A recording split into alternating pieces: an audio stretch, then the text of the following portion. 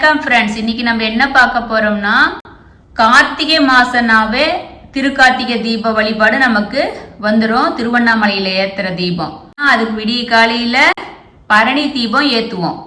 கார்த்திகை மாசம் ஃபுல்லா நாம விளக்கேத்தி சிவபெருமான வழிபாடு பண்றது நம்ம வீட்டுல ரொம்ப சிறப்பு, நமக்கு நல்லது கிடைக்கும் அப்படின்னு எல்லாத்துக்கும் தெரியும். கார்த்திகை மாசத்துல வர்ற பரணி நட்சத்திரம், பௌர்ணமி, திங்கக்கிழமை, அது சோமவார விரதம் சொல்லுவோம்.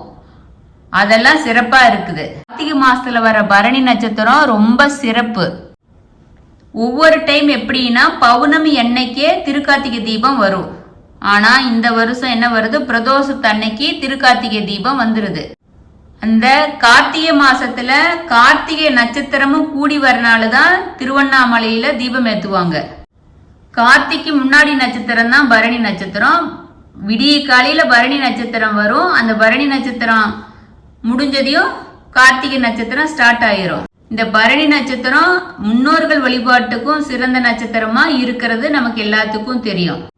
நாம பரணி நட்சத்திரத்துல ஏன் தீபம் ஏத்தி பரணி தீபம் வழிபாடு பண்றோம் அப்படின்னா, இந்த பிறவியில நம்ம வாழும் காலம் வரைக்கும் நம்ம வாழ்க்கை ஒளிமயமா இருக்கணும் அப்படிங்கறதுக்காகவும், நாம இந்த உலகத்துல வாழ்க்கை முடிஞ்சு நம்ம மேலுலகம் போகும்போது நம்ம போற வழி ஒளிமயமாவும் இருக்கணும், வழிகாட்டுறதாவும் இருக்கணுங்கிறதுக்காகவும், நமக்கு முன்னாடி போன மேலுலகத்துல இருக்கிற நம்ம முன்னோர்களும் இருள சிக்கி தவிக்காம அவங்களுக்கும் ஒளிமயமா இருக்கணும் அப்படிங்கறதுக்காக தான் நம்ம இந்த பரணி தீபமே ஏத்துறோம். இந்த பரணி தீபம் உருவான கதை பார்க்கலாம். கடோப நிஷதம் அப்படிங்கிற நூல்ல நசிகேசன் அப்படிங்கிற வரலாறு சொல்லியிருக்காங்க. நசிகேசனோட தந்தை ஒரு மிகப்பெரிய யாகத்தை செஞ்சுக்கிட்டு இருக்கிறாரு. அவரு ஏன் செய்யறாருன்னா, அதோட பலனை ஃபுல்லா அவர் அடையணும் அப்படிங்கிறதுக்காக செஞ்சுக்கிட்டு இருக்கிறாரு. அந்த யாகத்தால நிறைவு பகுதிக்கு வந்துடுறாரு. அந்த வேள்விய நிறைவாக்கணும்னா அவர் நிறைய தானங்களை எல்லாத்துக்கும் கொடுக்கணும். யாரெல்லாம் வர்றாங்களோ அவங்க கேட்கறதெல்லாம் அவர் தங்கிட்டு இருக்கிறதெல்லாம் தானமா கொடுத்துக்கிட்டு இருக்கணும்.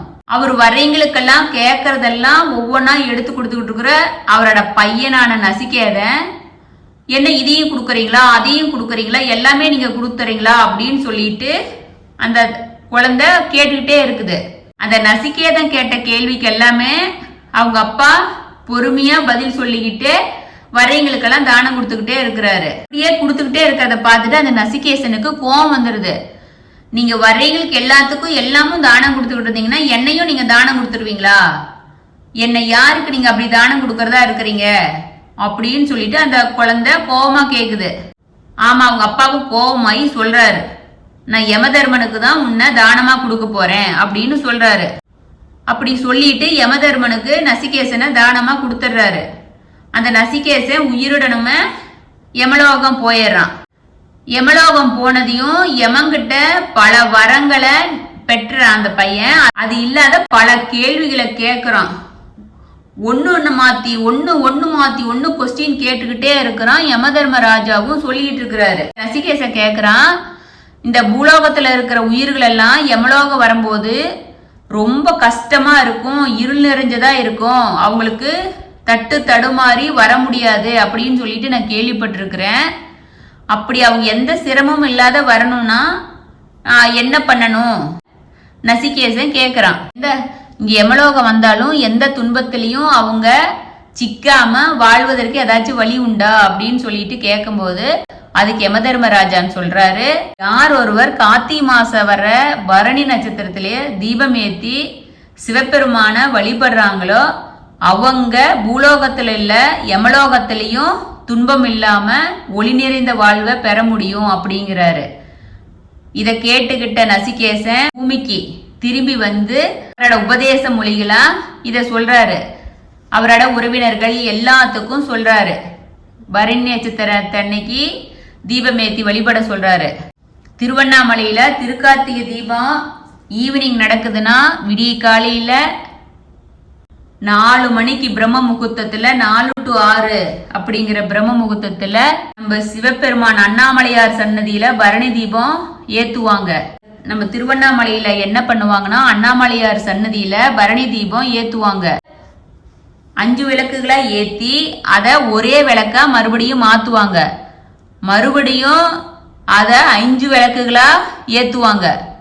இறைவனே பஞ்சபூதங்களா இருக்கிறாரு அப்படிங்கிற குறிக்கும் விதமாதான் இறைவன் ஒருவனே அப்படிங்கிறதுக்காக தான் எல்லா உயிர்களுக்கும் இறைவன் நிறைந்திருக்கிறாரு. எல்லா உயிர்களுக்குள்ளேயும் அவர் ஜோதி வடிவமா இறைவனுக்குள்ள அடக்கமா இருக்குது அப்படிங்கிற தத்துவத்தை உணர்த்துறதுக்காக தான் திருவண்ணாமலையில பரணி தீபத்தை இப்படி ஏத்துறாங்க. நம்ம பரணி தீபத்தை திருக்கார்த்திக்கு நாள் ஈவினிங்கே ஒவ்வொருத்தரும் வீட்டில் ஏத்துறதுனா ஏத்தலாம். ஏன்னா பரணி தீபம் நாளே வந்துருது. இந்த வருஷம் 13ஆம் தேதி வெள்ளிக்கிழமை காலை 6:50 வரைக்கும் பரணி இருக்கு. விடிய காலையில பிரம்ம முகூர்த்தத்துல திருவண்ணாமலையில ஏத்துற மாதிரி நீங்க விடிய காலையில ஏத்துறது சிறப்பு. அப்படி விடிய காலையில ஏத்த முடியாதவங்க நாள் ஈவினிங்கே உங்க பூஜை ரூம்ல 5 அகல் விளக்கு வட்ட வடிவமா வச்சு அதுல நீங்க நெய் ஊத்தி தீபம் ஏத்தணும். தீபம் எப்படின்னா தீபம் அனைத்து திசையிலும் எரியிற மாதிரி வெளிப்பக்கமா தீபம் எரியிற மாதிரி நீங்க வச்சு ஏத்தணும்.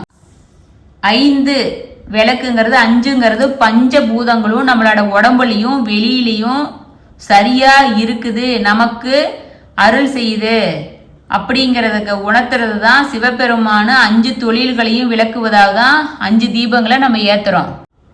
அப்படி வீட்டில் ஏத்துறதா இருந்துச்சுன்னா நாள் மாலை 6:30 மணிக்கெல்லாம் ஈவினிங்கு தீபம் ஏற்றிடணும். தீபம் ஏத்துறதுன்னா வாசக்காலில் 2 தீபம் ஏற்றிடணும். பூஜை அறையில தீபம் ஏற்றணும். அது இல்லாத தாம்பாளத்துல 5 விளக்கு வட்ட வடிவமா வச்சு நீங்க அதை தான் பரணி தீபமா ஏற்றி வழிபாடு பண்ணணும். பரணி தீபம் ஏத்துறதுக்கு அகல் விளக்கு புது அகல் விளக்குல தான் நீங்க ஏத்தணும். சிவபெருமானோட 5 அம்சங்களா இருக்கிற படைத்தல், காத்தல், அழித்தல், மறைத்தல், அருளல் இதை காட்டும் விதமாதான் இந்த பரணி தீபம் ஏற்றப்படுது.